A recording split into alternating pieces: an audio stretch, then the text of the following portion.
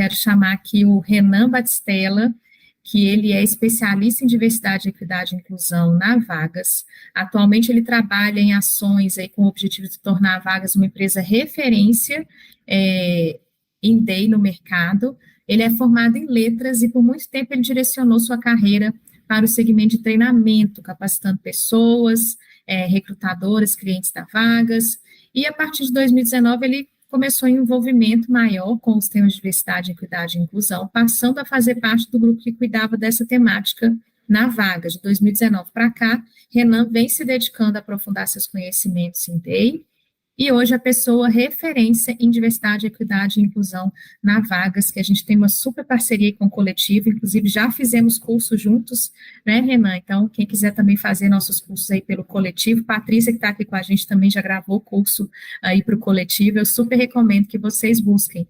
Renan, dá um oi aí para o pessoal, faz a sua audiodescrição, que eu vou chamar os próximos convidados. Combinado. Bom, primeiro, obrigado pelo convite, Samara, mais uma vez, é um prazer estar aqui com vocês hoje. Bom, para quem não me conhece, eu sou o Renan Batistella, como a Samara já me apresentou, sou representante aqui da Vagas, né? Já estou na Vagas há quase 12 anos, então bastante tempo. Agora em dezembro eu chego nessa marca aí de 12 anos. Parece que foi ontem. Bom, minha autodescrição, eu sou um homem cis, branco, gay. Tô vestindo tudo preto hoje, tô com uma camiseta preta, por cima uma malha de botão preta também, e tô aqui no meu local de trabalho, no meu home office, na minha casa, mas eu deixei aqui a tela embaçada aqui atrás. E tenho cabelo curto, tenho a barba feita, bem ralinha, acho que esse sou eu. Obrigada, Renan. Agora eu quero chamar a Patrícia Martins, que é psicóloga formada aí pela UFMG, tem pós-graduação em gestão de negócios pela Fundação do Cabral, é formada também em liderança sociocrática, Sociocracia Brasil, e é cofundadora do RH Experience e do Diverso Experience, evento que a gente fez junto, né, Paty, que eu amei. A gente juntou a experiência de vocês com o RH Experience, fazendo o recorte da diversidade, foi um evento muito legal. E ela trabalha com design organizacional, cultura organizacional, comportamento, facilitação, autogestão, desenvolvimento de liderança. Paty, assim, gente, é a nossa super parceira aqui no desenvolvimento de liderança, desenvolvimento de RH. Paty, dá um oi para o pessoal e faça a audiodescrição, por favor. Obrigada, Samara. Bom dia, pessoal. Prazer imenso estar aqui, satisfação mesmo.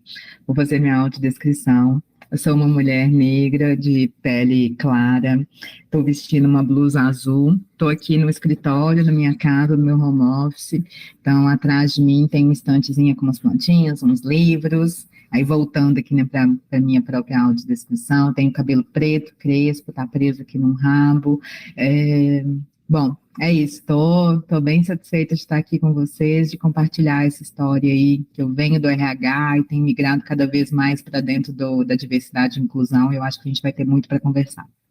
Maravilha, Paty, super obrigada por estar aqui com a gente hoje. E agora eu chamo a Sálvia Santana, que é bacharel em administração, com especialização em psicologia organizacional, educação e gestão de projetos. Sálvia é especialista de diversidade e inclusão da CCR-SA. Em breve estarei aí com vocês, super feliz, Sálvia, da gente fazer esse workshop juntas. Profissional com experiência em projetos ligados à área de gestão, educação para sustentabilidade e responsabilidade social. Sálvia, se apresenta e dá um oi aí para o pessoal. Oi, bom dia, gente, prazer falar com vocês.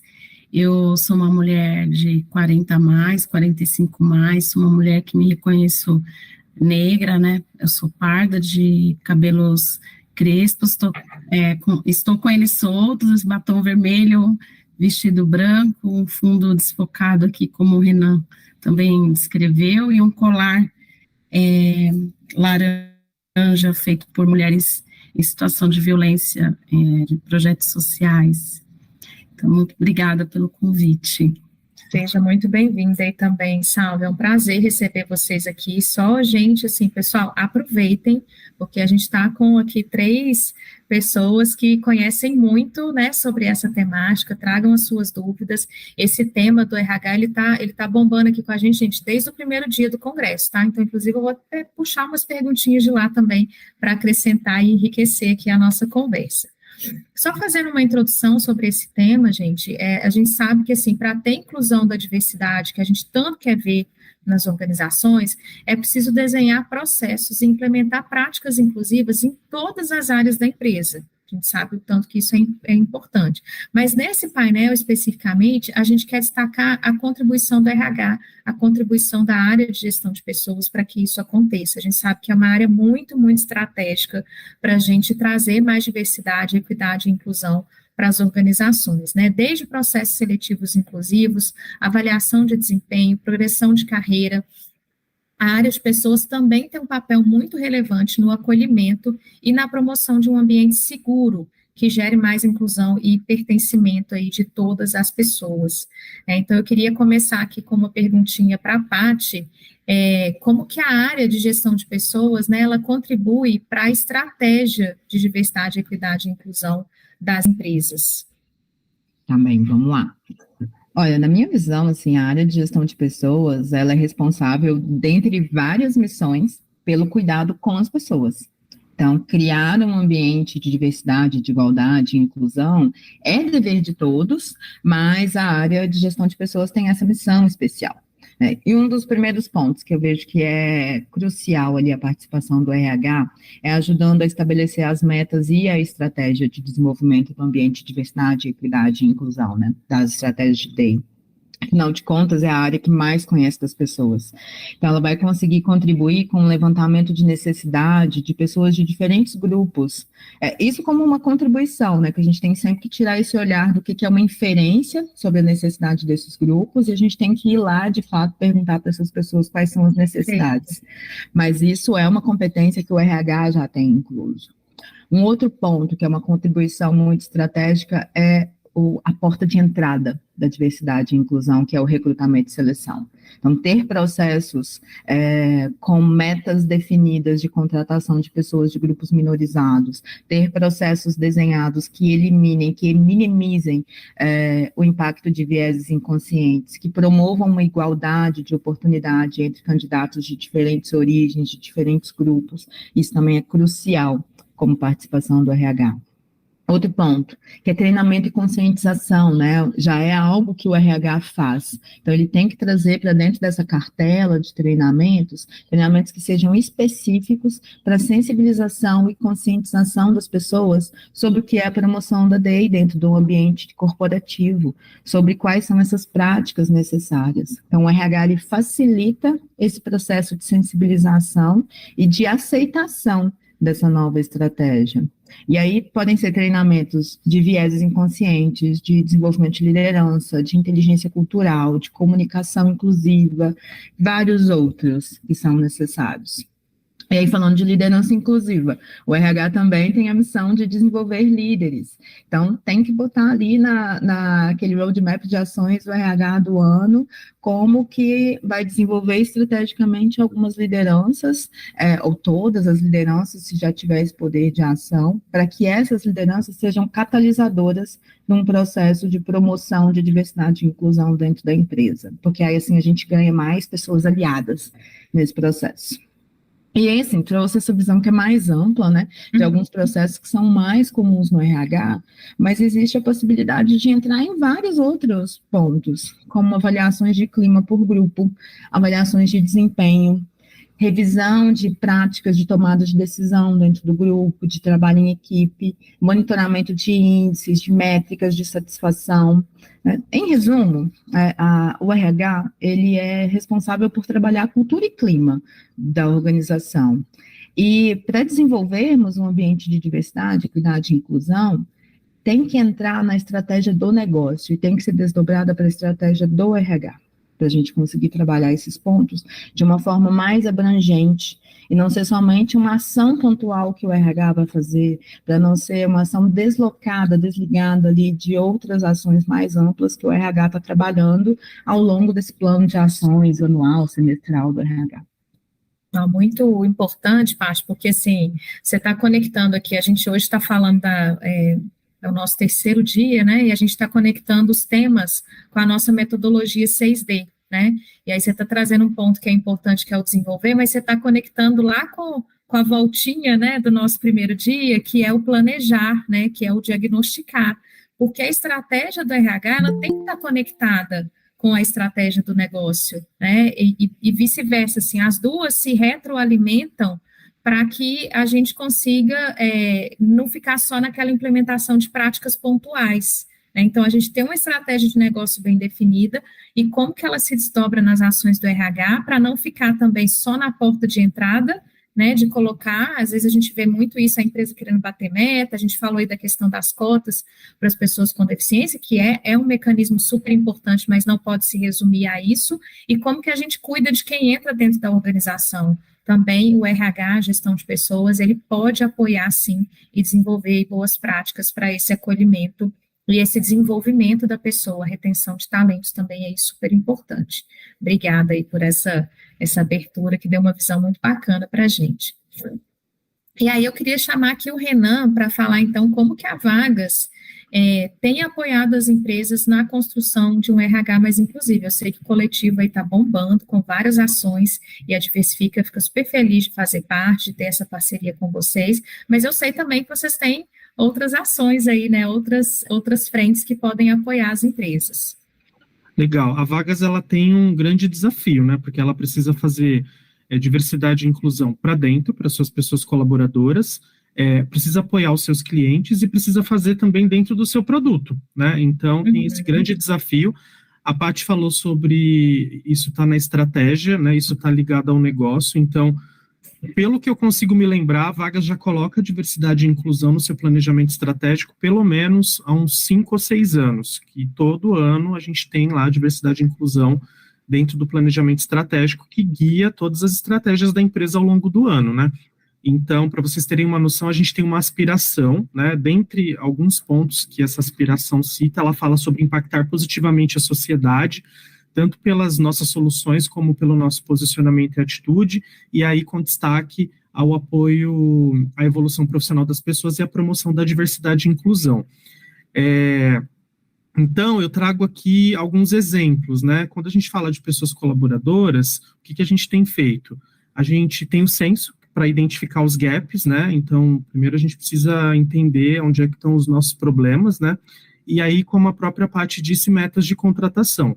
Eu trago a realidade de uma empresa que ela é pequena, né? Nós temos aí por volta de 140 colaboradores, então o que a gente consegue também traçar de metas é proporcional, até porque a gente não tem assim uma quantidade absurda de vagas sendo abertas ao longo do ano. Então, o que a gente consegue fazer é, em vez de ter metas a muito longo prazo, a gente tem metas que elas são renovadas anualmente. Então, todo ano a gente se reúne ali, eu com a equipe também de recrutamento e seleção, e definimos metas ali para a contratação de pessoas de grupos minorizados.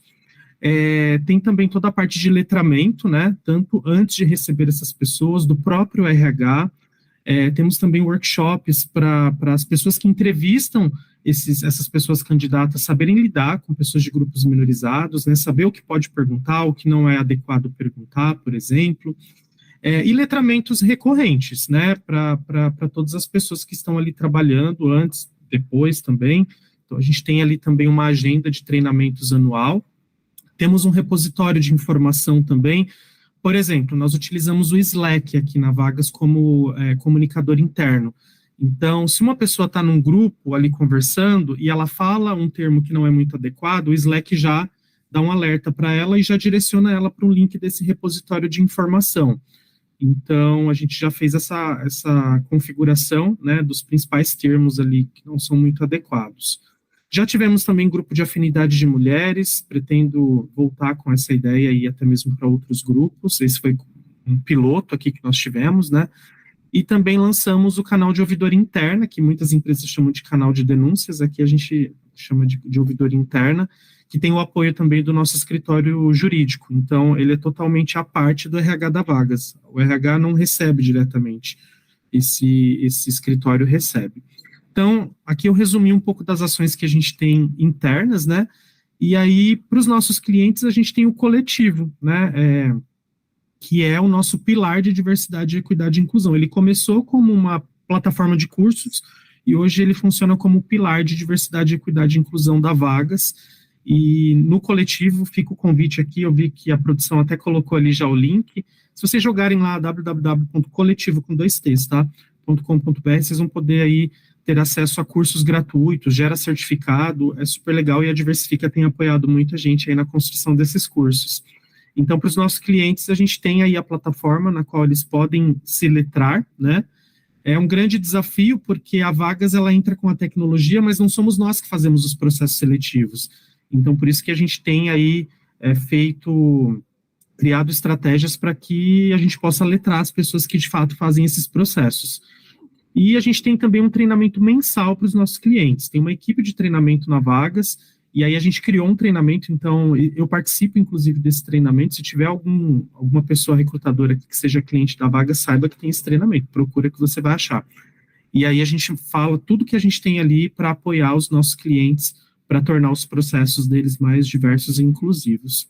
E no nosso produto também, a gente acaba tendo que fazer aí algumas adaptações, né? Então, a Vagas, ao longo de todos esses anos, a gente acabou de completar 23 anos, acho que foi isso, 1999.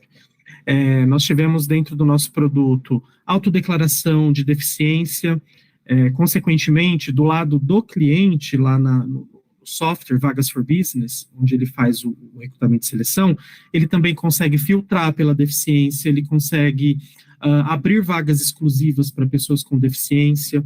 A gente também tem autodeclaração de raça, que foi pensado, logicamente, para beneficiar pessoas negras, né? Então, hoje, a pessoa candidata consegue fazer a sua autodeclaração e, do outro lado, a empresa também consegue filtrar para, né, se ela tiver ali ações afirmativas, ela consegue encontrar essas pessoas dentro do nosso banco. Para que isso seja utilizado de forma adequada, ela assina um termo de responsabilidade, tá, gente? Temos também a autodeclaração de gênero, que foi pensado principalmente para pessoas trans. Então, hoje, os nossos clientes também conseguem filtrar essa informação lá no nosso software. Tiramos, por exemplo, informações do currículo lá para os clientes de estado civil. Também tiramos informação se a pessoa tem filhos ou não, porque isso a gente sabe que dá um monte de julgamentos, né? Aí já entram os vieses. Então, essas informações não estão mais disponíveis para os nossos clientes. Temos a HandTalk, que é um plugin que faz ali a tradução para Libras, né? Então, a gente tem tanto no Vagas.com quanto no Vagas for Business. E temos um cuidado também de construir as páginas de trabalho conosco. Sabe quando você entra no site da empresa, que aí é direcionado para uma página do Vagas? Então, a nossa equipe constrói essas páginas e a gente tem uma equipe que tem todo o cuidado de, quando apresentar os layouts dessa página para os clientes, apresentar com imagens que refletem a diversidade do país e do mundo, né? Então, antigamente a gente via muito páginas assim, com aquela branquitude, pessoas assim, sem deficiência, né? Pessoas assim, muito num padrão, né? Então, hoje a gente já quebra e traz aí pessoas mais diversas nessas páginas. Então, é isso que a gente tem feito aí para tornar a nossa empresa mais inclusiva, as empresas das nossas empresas clientes e também o nosso produto. Falei um monte, hein, Samara? Não, muito bom, Renan. Eu estou aqui, né? Imagino que o pessoal tem várias perguntas aqui já chegando, tá, gente? Daqui a pouco eu passo aí para vocês. Mas, assim, a gente fica feliz também de ver que, né, os fornecedores se movendo para promover soluções que a gente possa implementar nas empresas, né? Tem recursos que a gente gostaria já que tivesse, né? E eu vejo vocês aí se movendo, não só no sentido da educação, que a gente sabe que é uma ferramenta que é para sempre, né? A gente sempre tem que estar fazendo a formação, é o lifelong learning, o aprendizado ao longo da vida e contínuo, que eu estava também dizendo um pouquinho aí antes da minha palestra, que por mais que a gente aprenda, que a gente busque informação, nunca ele é finito, né? A gente sempre tem que estar buscando, e eu gosto muito dessa iniciativa do coletivo, junto com as ações práticas da plataforma da Vagas, para que a gente consiga oferecer soluções e também sensibilizar as pessoas, trazer o conhecimento aí para as pessoas. Obrigada, viu, Renan? Sálvia, como que a CCR, né, então trazendo aí, a gente trouxe a palavra do especialista, a palavra aí de um fornecedor de recursos para tornar o RH mais inclusivo, e eu queria ouvir de você como que a CCR vem implementando práticas para tornar o seu RH mais inclusivo. Conta aí para a gente um pouquinho do que vocês andam fazendo. Pois é, Samara, e pessoal, a agenda de diversidade na CCR, né, ela tem uma integração, né, com o plano diretor de ESG.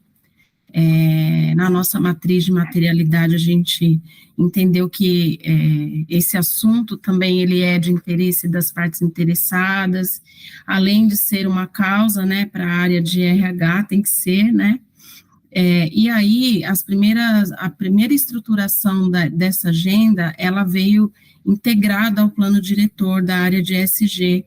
E o que tem nesse plano diretor? Além das ações e projetos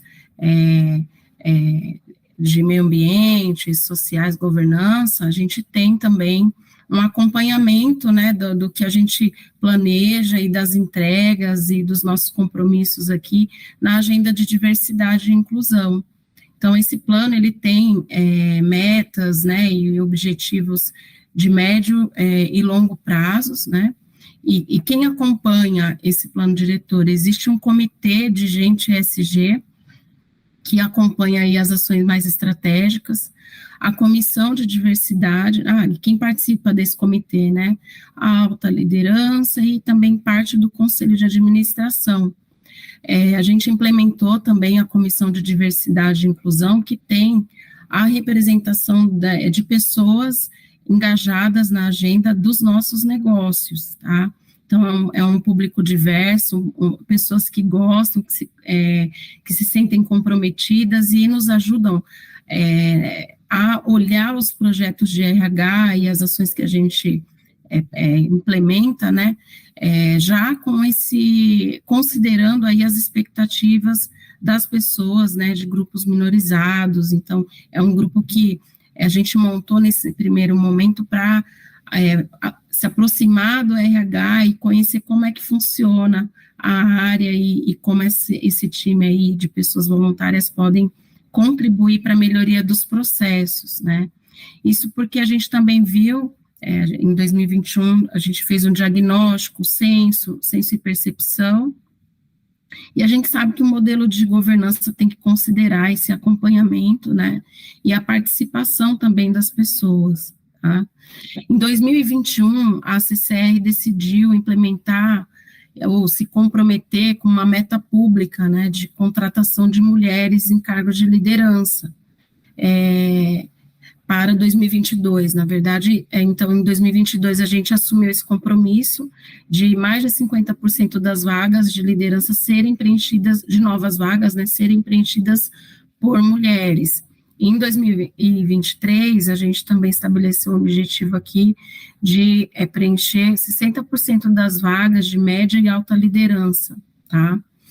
Como é que a gente trabalha essa agenda aqui de diversidade, equidade e inclusão? De forma transversal, né? A área de RH, apesar de ter os seus processos, ela também, a Patrícia comentou, né, que a área de RH precisa conhecer as pessoas, está muito próxima ali das pessoas, mas também a área de RH, ela precisa, ou de gente, né, como a gente fala aqui na CCR, ela precisa estar próxima das outras áreas que apoiam a implementação das suas atividades.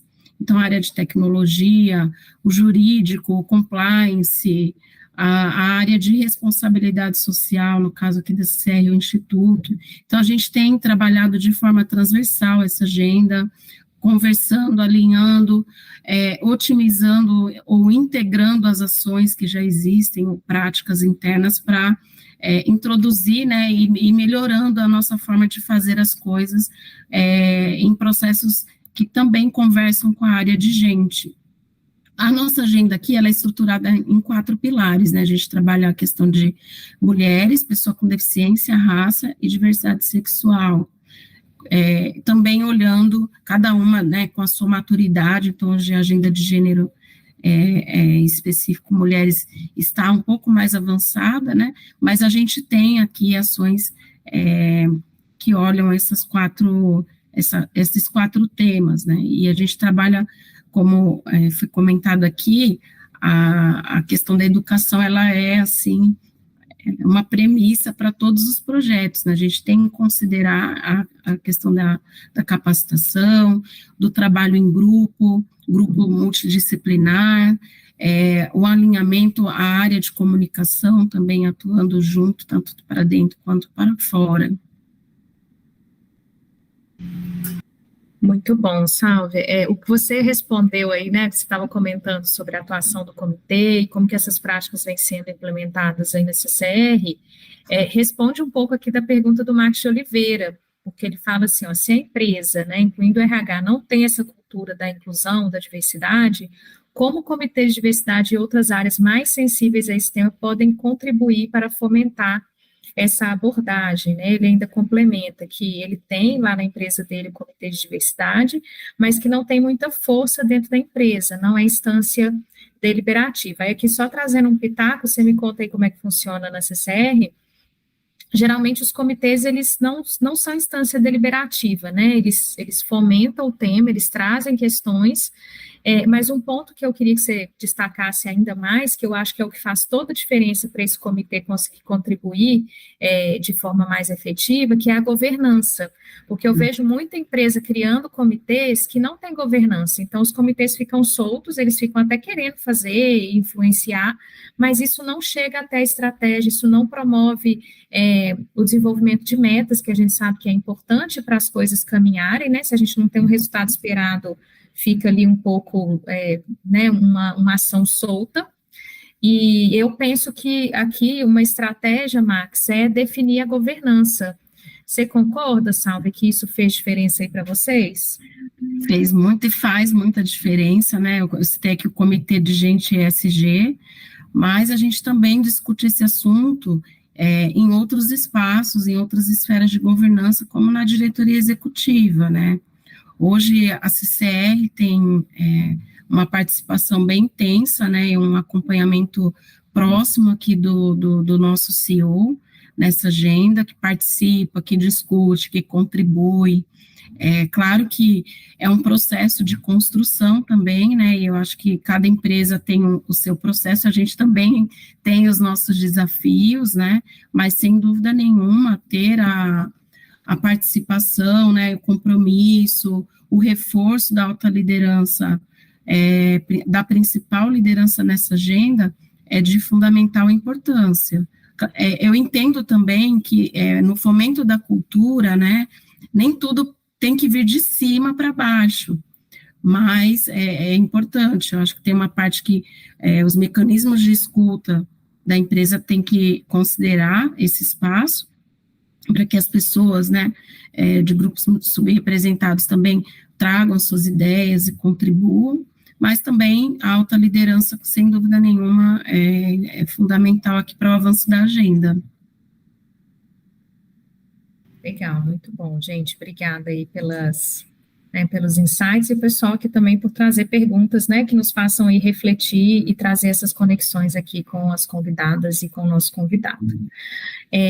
Eu vou pular um pouco aqui para a parte de desafios, né, porque eu sei que é isso que o povo quer saber, são essas perguntas que estão chegando aqui, e aí eu vou contextualizar um pouquinho, né, vocês podem trazer os desafios, sabe, que você observa, né, na CCR, o Renan também na Vagas, a Paty aí na parte dela de consultoria, os desafios que vocês observam, né, no cliente, o nosso trabalho aí, né, Paty, a gente atua muito em dupla, e a gente também tem visto bastante coisa aí que são desafiadoras, mas aqui eu já trago alguns contextualizados. Tiago, por exemplo, ele fala, né, que grande parte do público PCD não tem progressão de carreira, e de fato eu até li uma reportagem outro dia mostrando isso, é um número muito alto de pessoas com deficiência que responderam uma pergunta e falaram que nunca tiveram, né, eles entram numa vaga que às vezes é uma vaga exclusiva e ficam naquela vaga ali para sempre, né, então sem oportunidade, ele fala, igual uma taxa de turnover e maior custo para a empresa, porque o colaboradora fica ali desmotivado, ele acaba procurando, né, outro mercado. Como é que vocês veem, né, ou como que a gente poderia lidar com esse que a gente sabe que é um desafio muito grande para esse público, né, o grupo de pessoas com deficiência, não só a entrada nas empresas, porque há muitas vezes uma resistência da liderança, mas a gente compreender que essa é uma pessoa, né, que tem desejos aí, que quer progredir de carreira como qualquer outro que entra na empresa. Quem quer puxar aí, Paty? Acho que eu posso responder. Você vai falar, Paty? Pode ser. À vontade. Eu acho que, sim, é um desafio a inclusão da pessoa com deficiência, né? Principalmente quando a gente olha uma sociedade que estruturalmente também exclui, e eu vejo de fundamental importância e relevância o engajamento da liderança, que passa também por processo de educação, de letramento, e eu digo, quando eu falo de letramento, né, não é só sala de aula, eu falo muito aqui na CCR das nossas conversas, da transparência, de desconstruir o medo, né, essa repulsa, muitas vezes, de falar, a pessoa com deficiência não tem competência, né, de desmistificar isso, para que a gente consiga também, porque eu também não acho que tem que trazer a pessoa de qualquer forma e não ter uma qualidade na inclusão, né, e qual seria a qualidade da inclusão, além da questão da acessibilidade? A promoção de um diálogo aberto, a colaboração, a inclusão das pessoas com deficiência nos projetos.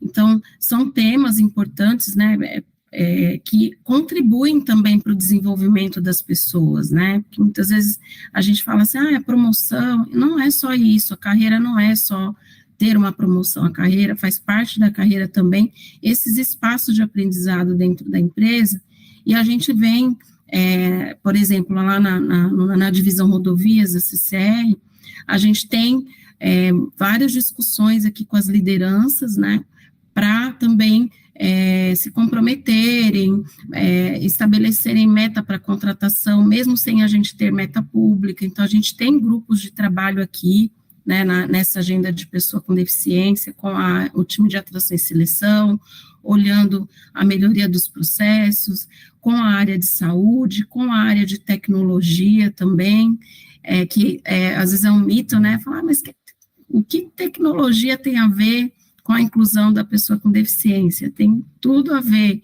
Então, a gente tem também squad trabalhando para melhorar essa acessibilidade, nessa agenda, para que a gente consiga também aprimorar aí essa inclusão e a qualidade no ambiente de trabalho e possibilitar que mais pessoas com deficiência também entrem, né, no nosso quadro. Obrigada, Salve. Você quer complementar, Paty? Quero sim, Samara. Eu acho que assim, a gente tem que trabalhar muito para quebrar, né, para desmistificar essa história do capacitismo. A gente aí eu me incluo, né, porque passa por uma construção social que é muito estrutural, que a gente acaba repetindo de uma forma muito automatizada, sem reflexão. Mas é uma realidade de muitas empresas, de muitos negócios, em que uma pessoa com alguma necessidade especial entra para dentro do ambiente de trabalho e não recebe uma responsabilidade, não recebe uma oportunidade de aprendizado interessante. E isso passa, por quê? Por que isso acontece, né? Quem está ali com um poder de decisão, num cargo hierárquico superior, não delega para essa pessoa, não dá espaço para essa pessoa crescer, para aprender, para assumir responsabilidades. E aí eu queria trazer essa discussão, assim, para um ponto mais geral de outras dificuldades que a gente encontra para implantar mesmo diversidade e inclusão, que eu entendo que a pessoa com deficiência é muito marcante nesse caso, mas a gente vê realidades de outros grupos aí muito parecidas, que é um estado de negação completo, né, que muitas empresas entram, de uma resistência à mudança, como se não tivesse mesmo um problema a ser trabalhado ali dentro daquela realidade, né? A gente tem uma autoavaliação pessoal que às vezes é muito prejudicada, a gente não costuma fazer esse questionamento sobre o nosso próprio comportamento. Eu, como liderança dentro de uma empresa, como que eu me comporto? Que tipo de oportunidade que eu dou para as pessoas que trabalham comigo? A gente faz pouquíssimo essa reflexão. E daí a gente fica ali, mesmo com boa intenção, às vezes cometendo uns erros muito simples que a gente não tem a intenção de ficar repetindo, mas por falta de questionamento a gente recebe. Isso tudo tem a ver com viés inconsciente, né, que é um tema que eu trabalho muito em treinamentos, e aí trazendo até uma experiência disso, de dar treinamentos de vieses. É muito comum eu vejo as carinhas das pessoas no treinamento delas se surpreendendo, ficando impactadas quando elas percebem que elas mesmas têm vieses, que elas atuam de uma forma que é contrária à promoção de diversidade, equidade e inclusão. E todos nós corremos esse risco, é por isso que a gente tem que fazer essa autorreflexão ali, principalmente se a gente está num ambiente organizacional em que ainda não tem essa cultura, a gente não vê outros exemplos, né, ao nosso lado. Então, a gente cai ali num risco de ficar fazendo sempre da mesma forma. Tem um viés, que é o viés do status quo, que ele é conhecido também como o viés da inércia, o viés pela preferência da continuidade. Viés é um fenômeno psicológico que todos nós temos. Eu, meus colegas que estão aqui dividindo essa mesa comigo, qualquer pessoa. Tem um viés. E aí, nesse viés do status quo, é a nossa tendência a fazer tudo da mesma forma. Se antigamente tinha essa compreensão de senso comum de que uma pessoa com deficiência precisava receber apenas um cargo simples, porque a gente não tinha o termo capacitismo, né, na época, porque essa era a condição que ela podia contribuir ali para o negócio, a gente ainda carrega muito disso até hoje. Um pouquinho mais elaborado, um pouquinho mais lapidado, porque a gente tem mais rede social cobrando, a gente tem legislação cobrando, mas a gente ainda vai repetindo e repercutindo isso ao longo do tempo. Ô, Paty, eu estava pensando exatamente nesse viés enquanto você estava falando, né? O viés do status quo é essa tendência que a gente tem de não mexer, né? Aquele ditado, time que está ganhando, às vezes não está ganhando, mas a gente acha que está, porque está dentro de um padrão considerado, né, para a empresa que está ok, e a gente fala assim, para que mexer nisso, né? Vai me dar trabalho. Então, assim, a gente tem na base da nossa estrutura muitos fenômenos de exclusão que foram naturalizados. Então, assim, foi naturalizado que a pessoa com deficiência, ela deve ficar ali naquele lugar. E a gente já está fazendo, né, muitas pessoas pensam assim, não, a gente já está fazendo um bem enorme para a sociedade, a gente oferece vaga exclusiva, deixa a pessoa quieta ali, né? Então, isso é tão naturalizado que para você ter um movimento de mudança, vai requerer, aí a gente volta lá na liderança inclusiva, né, Paty? Vai requerer coragem, vai requerer inteligência cultural, vai requerer uma série de competências que às vezes a liderança não tem, e ela precisa desenvolver, isso vai dar um trabalho para ela, né? Então, a nossa tendência é ter um menor esforço, mas a gente precisa aí motivar, incentivar as pessoas, porque a gente está num momento de transição, né, pessoal? Acho que para quem a gente acompanhou, assim, a entrada da diversidade e inclusão no ambiente corporativo, não era uma coisa que a gente falava há 10, 15 anos atrás. E a gente vê esse movimento trazendo desconforto, né, trazendo incômodo, isso é muito natural do processo de mudança, mas a gente não pode se acanhar diante disso, né? E aí eu queria perguntar aí para o Renan, nos seus atendimentos a clientes, Renan, quais os desafios ou quais são as questões que eles trazem, por exemplo, quando vai trabalhar uma vaga afirmativa, né? Eu tenho aqui uma outra pergunta também. O Tiago fala da questão da meritocracia, que é muito utilizada quando as pessoas não querem fazer a vaga afirmativa, porque ela assim, se a pessoa tem competência, ela vai entrar. Para que eu preciso de uma vaga afirmativa? Eu já escutei falas, mas por que eu não quero ser promovida só por ser mulher? Ou eu não quero ser promovida só por ser uma pessoa negra, né? Esse questionamento aqui a Nilda traz, né? Como o RH deve responder um questionamento sobre uma contratação derivada de uma vaga afirmativa para pessoas pretas? Ó, esse ponto aqui é bem interessante. Quando a equipe não reconhece o contratado como uma pessoa preta, são alguns desafios, né? Aí, Renan, eu queria que você trouxesse o que você tem visto aí na prática e tentar costurar um pouco com as perguntas aqui da nossa audiência. Ok, bom, duas questões, né? Primeiro que eu vejo que o pessoal tem, assim, uma visão muito, nossa, eu vou contratar uma pessoa com deficiência como se fosse uma pessoa de outro mundo, sabe? Então, eu sempre trago essa reflexão, né? Por que é pessoa com deficiência? Porque, primeiro de tudo, é uma pessoa. A deficiência é um detalhe importante, mas ainda assim é uma pessoa, né? Então, acho que tem esse ponto. O segundo ponto das pessoas, por exemplo, que nem veio aí na questão, né, não reconhecerem, acho que é importante o letramento, né? Eu trago até um exemplo da própria Vagas. A Vagas, acho que até por ser uma empresa pequena, a gente consegue controlar mais. Então, a gente faz um bom letramento e acaba que, quando uma pessoa com deficiência entra, como eu disse, ela é uma pessoa acima de tudo, né? Então, ela consegue se desenvolver dentro da empresa. As pessoas que entraram aqui e já saíram, e até mesmo as que estão, ficaram por muito tempo na Vagas. Então, o turnover acaba sendo baixo, né? Porque ela consegue se desenvolver ali. Eu cito até o exemplo de um colega que já não está mais na Vagas, que é uma pessoa com deficiência, que ficou bastante tempo com a gente, e que eu era a pessoa responsável por diversidade, então, teoricamente, o que tinha a ver com acessibilidade, eu seria a pessoa que cuidaria disso, mas eu via que ele era uma pessoa referência nesse assunto, então vamos trazer essa pessoa para que ela possa falar sobre isso, né, e aí ele se desenvolveu nesse tema, acabou se tornando a pessoa referência na Vagas sobre isso, e acabou saindo porque ele encontrou uma outra oportunidade que fazia mais sentido para ele, não porque a empresa não estava sendo inclusiva com ele.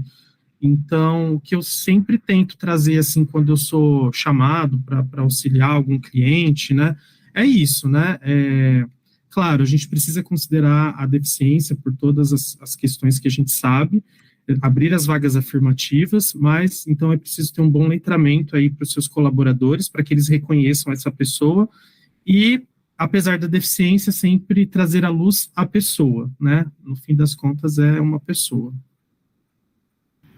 Obrigada, Renan. A gente sabe aí que os desafios, né, para o RH, para gestão de pessoas, eles acabam se apresentando mais fortemente porque são ali quem vai estar na linha de frente, né, com as pessoas.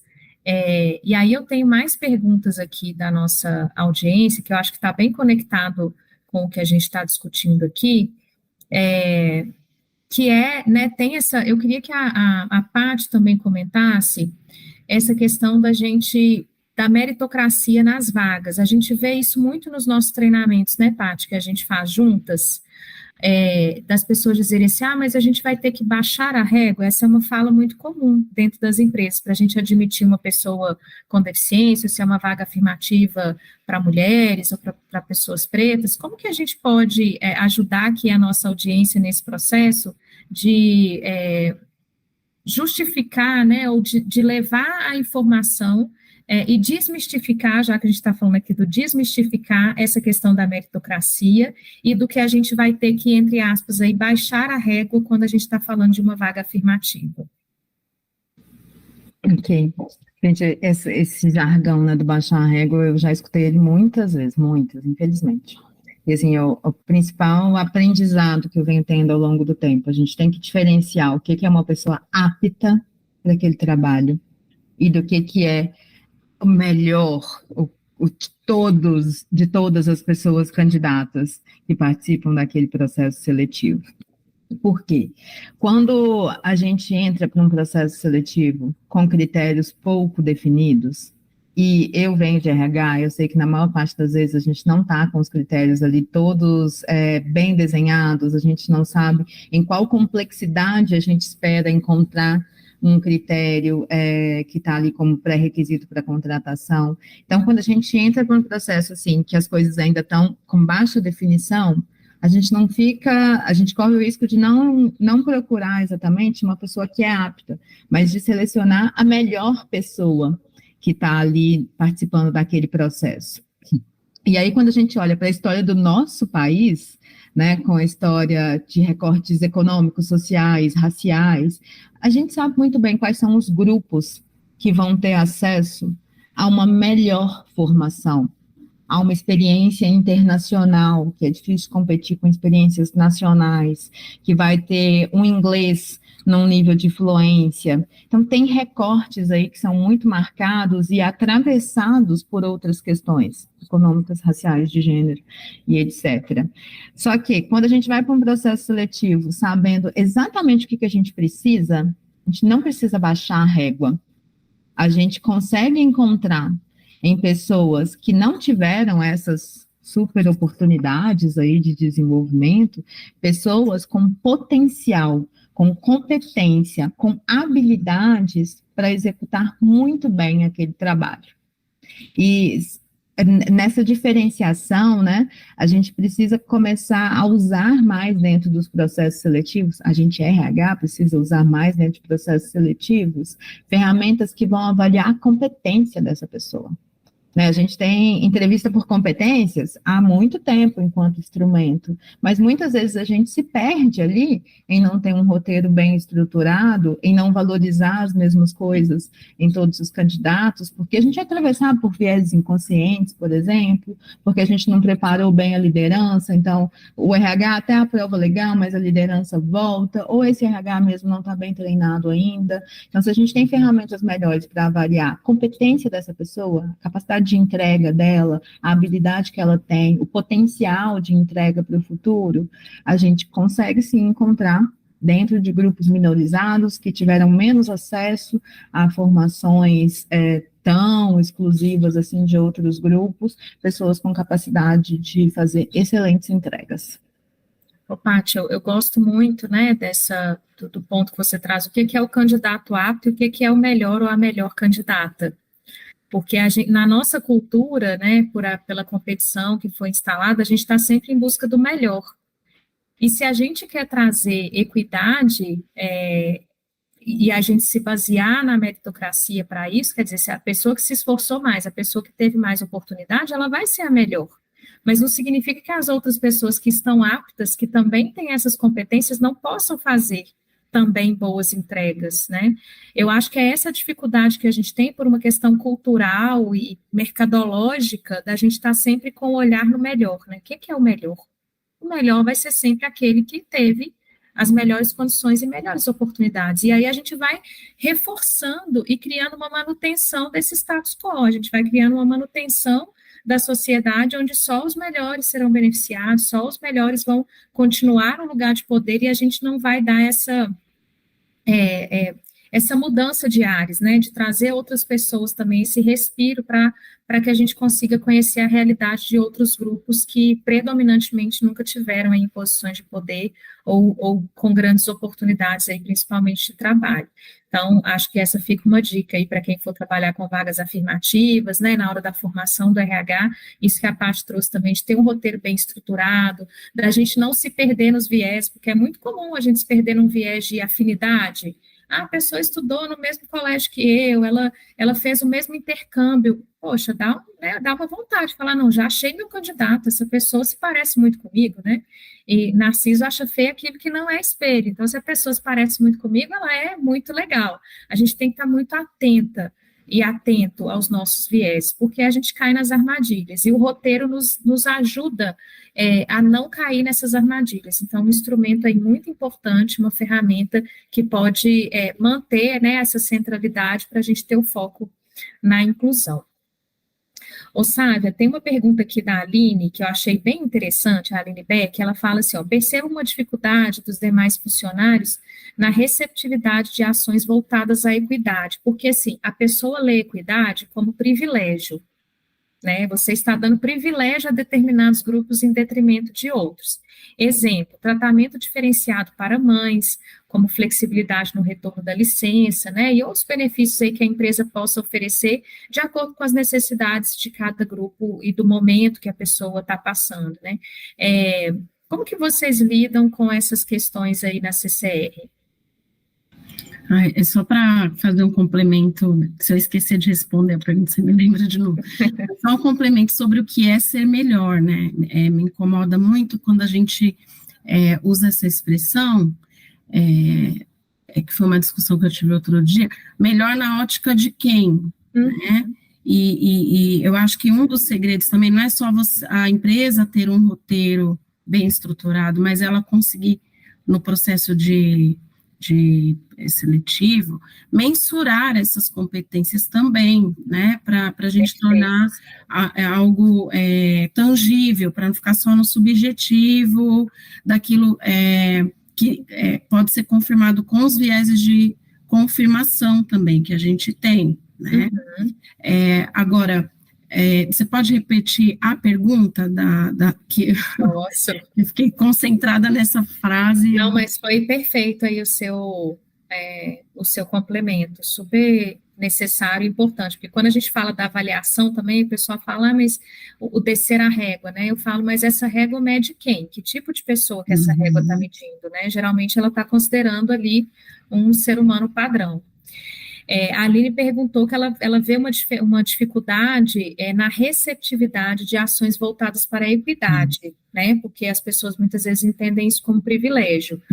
Então, se tem um tratamento diferenciado para um grupo de mães, como flexibilidade ali no retorno da licença maternidade, pode gerar uma queixa, né? Ou um olhar, né? De que, poxa, está dando privilégio para o grupo e eu não tenho. Como que vocês lidam com isso na CCR? Então, aqui na CCR, a gente trabalha muito em parceria com as áreas, né? A gente sempre traz o jurídico para discussão, e uma pergunta que eu sempre faço é, por que não para o jurídico, né? Então, essa é a pergunta-chave que eu uso aqui para desconstruir, e claro, no papel de especialista, eu também tenho que entender um pouco de como as áreas funcionam, né? A área de diversidade precisa também conhecer os processos, minimamente, né, como a outra área, quais são essas atividades das outras áreas-chave. Então, aqui a gente trabalha muito em parceria com as áreas, porque as áreas também influenciam outras áreas, né, lideranças de áreas, especial jurídico, área de saúde, área de remuneração, né, então tem algumas áreas que a gente mapeia e costuma trabalhar a área de compliance, né. E a gente também tem trabalhado, buscar esse entendimento de que quando uma pessoa chega na nossa equipe, não é porque ela tem aquele marcador, então a gente faz ações afirmativas, mas a gente trabalha essa questão da competência, né? A gente trabalha essa questão, olha, a pessoa tem capacidade e condição de realizar atividade. E, claro, quando a gente vai implementar algo novo, né, uma mudança que pode trazer algum impacto nesse sentido das pessoas questionarem, a gente sempre identifica as áreas que podem nos ajudar a mitigar esse tipo de ruído, né, envolve a diretoria executiva da CCR também, para cascatear e para participar também da decisão, né, entender o porquê que a gente está propondo essa mudança, para que também outras lideranças acessem, né, tenham acesso a essa mudança. A gente trabalha muito também em parceria com os parceiros de negócio, os BPs, as BPs, que também exercem um papel importante, né, de influência junto às lideranças. Então, assim, é uma agenda, né, de muita articulação, né, porque a gente está trabalhando a desconstrução daquilo que a vida inteira as empresas, né, entenderam que era o ideal. E quando a gente traz uma agenda de diversidade e inclusão, a gente, como a Patrícia citou no começo, né, escutar as pessoas de grupos minorizados também para que a gente, dentro de uma estratégia, dentro de um plano de trabalho, a gente consiga ir construindo, né, esse processo educativo, fazendo também, porque é o que eu falei no começo, é importante na sala de aula entrar e discutir, mas a mudança do processo também educa, e isso para mim no meu trabalho é assim, uma premissa, né. Vejam que, assim, a gente tá falando de ações, né, de questões que podem ser implementadas, mas como que a educação costura tudo, né, Salve? Porque, assim, se a gente cria a ação, por exemplo, de uma vaga afirmativa ou de benefícios para alguns grupos, e a gente não faz junto o processo educacional, gera muito ruído. E aí, assim, é importante a gente escutar esse ruído, eu falo que é importante a gente ouvir esse desconforto. Eu lembro que um treinamento aqui, não sei se Paty estava comigo, uma das mulheres falou assim, mas eu fico, né, muito chateada, porque na minha área, que tem muitas mulheres, tem mulheres que são mães, as mulheres mães têm preferência para tirar férias em janeiro e julho, por conta das férias escolares. E ela estava muito chateada com isso, porque ela achava que ela também tinha o direito de tirar férias em janeiro e julho, e de fato tem. E aí eu disse assim para ela, agora pensa bem, se a mulher que é mãe, né, ou a pessoa que é cuidadora de uma criança não puder tirar férias em janeiro e julho, se ela não tiver essa preferência, ela nunca vai tirar férias. Porque quem é pai e mãe aqui sabe, se você não tira férias junto com a criança, você não tira férias, porque a criança está na escola, você não consegue tirar férias. Então, veja que quando a gente dá um tratamento diferente para um determinado grupo que tem uma característica específica, os outros podem se ressentir, porque esse não é o padrão social. A gente está ainda apegado naquela ideia de que todos somos seres humanos e todos têm que ser tratados igual.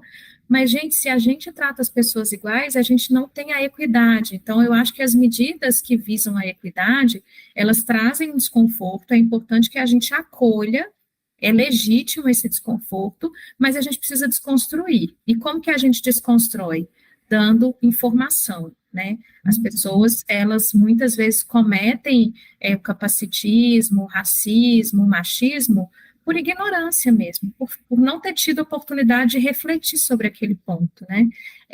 Então, que a gente possa acolher essa pessoa, porque ela está no processo de aprendizado dela, mas não se omitir a levar informação, acho que isso é muito importante. E aí conecta com uma pergunta que eu tenho aqui da Lázara. Lázara está super participando do nosso congresso desde o primeiro dia, obrigada, viu, Lázara, pela sua participação.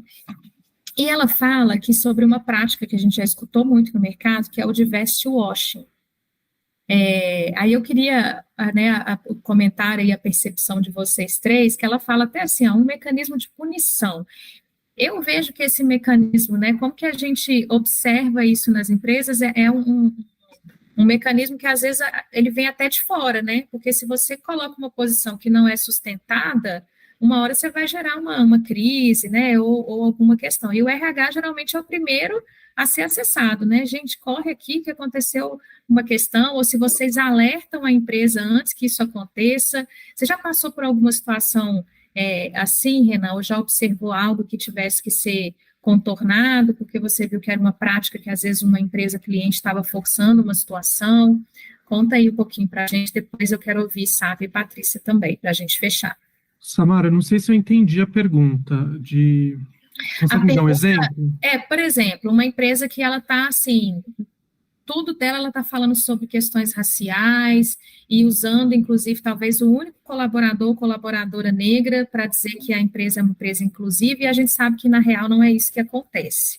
Que tipo de crise isso pode desencadear, né, e como que, de repente, da parte do RH, a gente pode atuar para mostrar para a empresa que esse não é o caminho de promover diversidade, equidade e inclusão. Sim, eu vou responder isso dando o próprio exemplo da Vagas. Eu acho que o que a gente prefere fazer aqui na Vagas? Falar menos e fazer mais, né? Então, a Vagas quase não mostra nas suas redes sociais, por exemplo, o que tem feito em relação à diversidade e inclusão, né? Até porque a gente sabe que nem sempre é perfeito, nem sempre dá para fazer daquela forma como é o ideal. Então, a gente faz à medida do nosso possível, à medida do que a gente consegue aqui, mas ainda assim faz e prefere falar menos, né? Então, isso existe mesmo, essa questão do diversity washing, né? As pessoas acabam falando demais, pegam as pessoas como token, né? Eu acho isso, assim, muito ruim. Aqui a gente evita fazer isso. Em alguns momentos aqui na Vagas a gente convidou para dar a palavra mesmo para a pessoa, né, para ações de sensibilização, mas a gente evita aqui utilizar as pessoas como token, né, então preferimos aqui fazer mais e falar menos, e é isso que a gente sempre leva, assim, quando a gente tem a oportunidade de falar com os nossos clientes, né. Obrigada, Renan. Paty, que recomendações que você dá aí para a empresa não cair nessa armadilha? Primeiro é coerência, gente. A gente precisa ter coerência entre o que a gente fala e o que a gente faz. Eu já tive a oportunidade de ver uma empresa que o cartão postal dela ali era diversidade racial, então tinha uma pessoa negra, uma asiática, e tinha de outros grupos agora que eu não me recordo, e só que era uma pessoa negra e uma pessoa de origem asiática, então não existia, de fato, uma realidade de diversidade cultural. E quando algumas pessoas começaram a sair da empresa, por motivos diversos, elas começaram a ir para a rede social contar. Então, assim, a gente precisa de muita coerência entre o que a gente está fazendo e divulgando, e pensar que um grande público que é promovedor do branding, né, da marca da empresa, são as pessoas que trabalham na empresa. As pessoas estão conversando com outras pessoas, elas se desligam da empresa e vão para outros lugares e comentam. Então, não é só focar na estratégia de marketing, nos posts em redes sociais, que vai tornar essa empresa um ambiente de diversidade, equidade e inclusão. É preciso praticar, de fato. Isso aí. E eu acho que é um desafio também, porque a gente sabe, né, que tem aí essa questão da representatividade, que as pessoas precisam se enxergar na comunicação, para que elas vislumbrem aí as oportunidades, mesmo naquelas empresas em que se há baixa representatividade em determinados níveis, mas eu acho que fundamentalmente, assim, a empresa reconhecer que ela está nessa jornada, né, de construção, falar para as pessoas que trabalham ali naquele lugar, olha, a gente precisa melhorar aqui, então a gente vai seguir esse caminho, e ter transparência, né, nessa comunicação. Eu não sou a favor do tokenismo, pelo contrário, então, aqui a gente estimula muito, né, os gerentes de projetos, os gerentes de áreas também, quando buscam consultar e complementar os seus trabalhos com a visão da área de diversidade, a gente sempre traz essa questão do cuidado, né, na exposição das pessoas. Então, eu acho que esse é um ponto importante, né, a gente tem que lembrar que a gente precisa mostrar que essas pessoas existem, né, pessoas negras com deficiência, LGBT, pessoas com mais idade, com a diversidade de corpos também, e a educação, ela é importante, sim, né, para todas as áreas, não só a área de comunicação, mas na empresa em geral, porque, de fato, assim, se eu não tenho aquela representatividade no quadro de colaboradores e colaboradoras, como empresa, a gente também precisa mostrar para a sociedade que a gente está buscando, né, ter esse quadro mais diverso, mais plural. E é isso, né, acho que a palavra-chave aí é coerência, né, Paty, porque, assim, não há uma forma acho que a empresa mesmo se pune, assim, quando ela faz isso, né, porque isso em algum momento vai aparecer e vai gerar uma crise, né, a gente viu aí vários episódios nas redes sociais de marcas que estão sendo assim, né, as pessoas deixam de consumir mesmo, quem hoje está mais posicionado, o consumidor se preocupa com isso, qual que é a origem daquilo que eu estou consumindo. Então, o RH também, eu acho que pode fazer esse papel de mediar, mas que a empresa possa ter coerência nas suas ações, junto com aquilo que ela quer mostrar ao público dela, né? Gente, eu quero, assim, agradecer demais, foi muito rico, eu ficaria aqui mais um tanto conversando com vocês e com a nossa audiência, que está incrível, mandando perguntas aqui para reflexão. Não consegui responder todas, mas como eu disse, sigam a gente aí nas redes sociais, eu quero produzir conteúdo a partir de tudo isso que a gente viu e discutiu aqui, eu acho que tem muita coisa rica para a gente continuar essa discussão, né, e agradecer aí, Patrícia, Salve, Renan, por estar aqui com a gente nessa manhã de domingo, trazendo muita riqueza de conteúdo para o nosso congresso. Muito obrigada, gente, e até uma próxima. Obrigado. Obrigada, gente, ótimo dia. Obrigada, gente.